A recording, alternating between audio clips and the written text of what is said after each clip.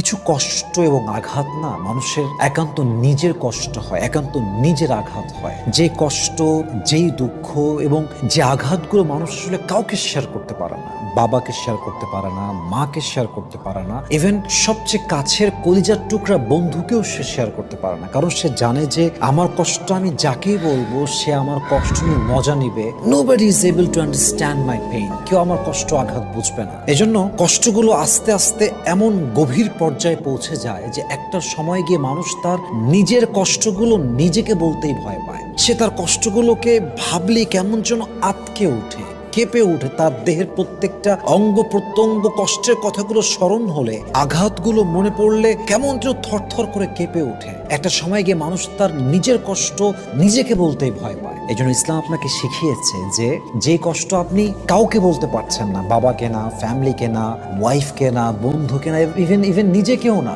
আপনি সেই কষ্টগুলো সেজদায় লুটিয়ে, নিজের মাথাকে নত করে সেজদায় লুটিয়ে দিয়ে আল্লাহকে বল। আল্লাহ আপনার কষ্টের প্রাইভেসিও রাখবেন এবং অচিরেই আপনার সমস্ত দুঃখ কষ্ট আল্লাহ দূর করে দিবেন।